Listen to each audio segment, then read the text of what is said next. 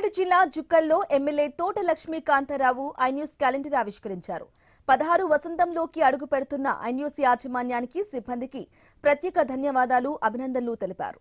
ప్రజలకు వాస్తవాలు అందించడంలో ఐన్యూస్ కీలక పాత్ర పోషిస్తుందని కొనియాడారు.